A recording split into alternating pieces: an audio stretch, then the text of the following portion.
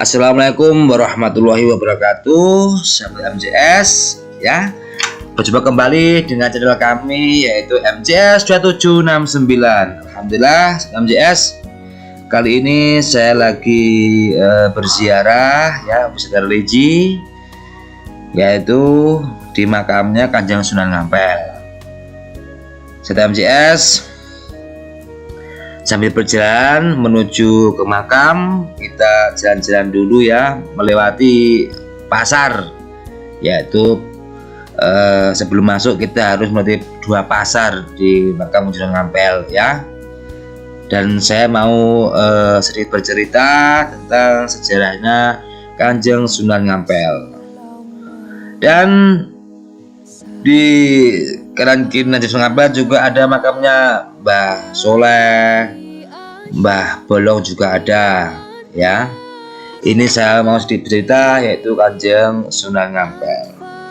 Kanjeng Sunan Ngampel bernama asli atau lengkap Raden Muhammad Ali Rahmatullah atau Raden Rahmat, lahir di Campa Kamboja sekitar tahun 1401. Ia tergolong keturunan bangsawan, anak dari ulama besar Syekh Maulana Malik Ibrahim, sekaligus juga keponakan dari Raja Majapahit. Karena gonjang-ganjing politik di Campa sekitar abad 15, Raden Rahmat melakukan perjalanan ke daerah Jawa untuk menunaikan misinya menyebarkan agama Islam. Nah, ini kita menuju dulu ke makamnya Mbah Soleh. Mbah Soleh mempunyai makam 9. Nah, inilah makamnya Mbah Soleh ya. Mbah Soleh makamnya 9 dan ini juga sangat dikeramatkan.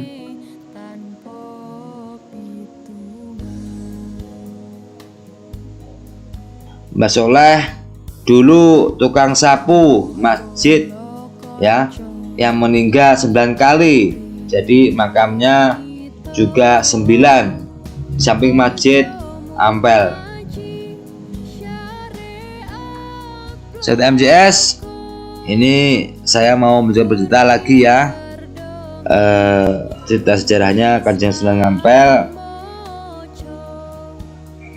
Kanjeng Sunan Ngampel dalam perjalanannya ke tanah Jawa, Raden Rahmat sempat singgah di Palembang dan berhasil mengislamkan Adipati Palembang Aryo Damar yang diam-diam berganti nama Aryo Abdillah.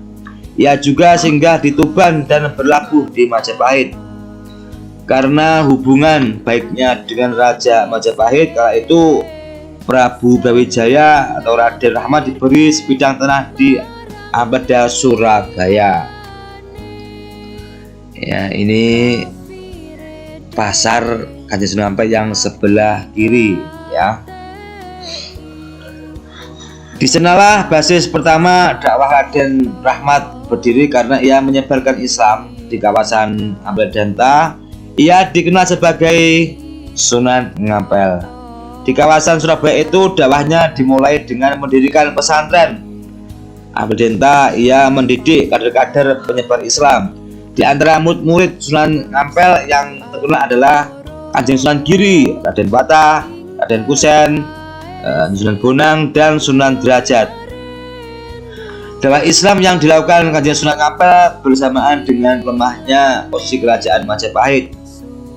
Kendati Prabu Brawijaya menolak masuk Islam, namun ia menghormati posisi Kanjeng Sunan Ngampel dan mengizinkan dakwahnya asalkan tidak dilakukan dengan pemaksaan. Sebelum membangun pesantren, Kanjeng Sunan Ngampel Kanjeng Sunan Ngampel menarik perhatian masyarakat dengan membagikan kerajinan dalam bentuk kipas yang terbuat dari akar-akaran dan ayaman rotan. Bagi yang mau mengambilnya tidak perlu menukarkan dengan uang, melainkan dengan 2 kalimat syahadat. Mengenai kondisi masyarakat kala itu, banyak dari mereka menganut anisme, bersemedi, judi, sabung ayam, minum minuman keras dan lain sebagainya. yang bertentangan dengan ajaran Islam.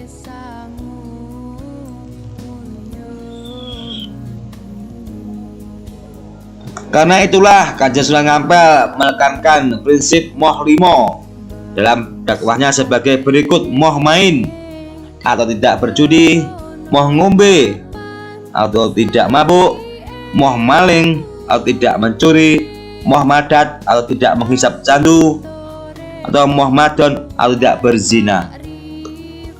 Selain itu, Sunan Ampel juga mendekatkan istilah Islam dengan bahasa masyarakat setempat, dan kata sholat dikali dengan kata sembahyang. Tempat ibadah juga tidak dinamai musola, melainkan langgar, mirip dengan kata sanggar. Kemudian orang penuntut ilmu diberikan nama santri yang berasal dari sastri, yaitu orang yang tahu kitab suci. Dakwah Islam Sunan Ampel juga melalui jalur politik dalam buku Atlas Wali Songo yang ditulis insya Allah ya Agus Sunyoto. Sunan Ampel menjabat sebagai penguasa Surabaya, menggantikan penguasa sebelumnya yaitu Arya Lembu Suro. Kanjeng Sunan Ampel juga menjalin jaringan dakwah dan keberabatan melalui perkawinan ya. Jadi Kanjeng Sunan Ampel juga menjalin jaringan dakwah dan kekerabatan melalui perkawinan putra putri penyebar Islam dengan penguasa Majapahit. Sebagai misal, Retna Panjawati putri Arya Lembu Suro yang beragama Islam menikah dengan Prabu Brawijaya. Mas Mutosimah putri Sunan Ampel dinikahkan dengan Raden Patah atau Adipati Demak dan lain sebagainya. Di Demak yang merupakan wilayah dakwah Sunan Ampel bersama dengan Raden Patah dan penguasa wilayah setempat, ia mendirikan Masjid Agung Demak. Nama Sunan Ampel diabadikan menjadi nama salah satu dari 4 tiang masjid tersebut. Salam CS, inilah makamnya Kanjeng Sunan Ampel yang di sini setiap hari 24 jam full para peziarah yang datang dari seluruh wilayah Indonesia dan luar negeri juga ada yang berziarah ke sini. MCS itu sedikit cerita dari saya. Bila ada kata-kata saya dari awal dan akhir ada yang salah, banyak yang kurang, saya hanya manusia biasa, saya mohon maaf yang sebesar-besarnya. Itu mustaqim. Assalamualaikum warahmatullahi wabarakatuh. Jaga pertahanan semua amal lo, sholawatmu hadir.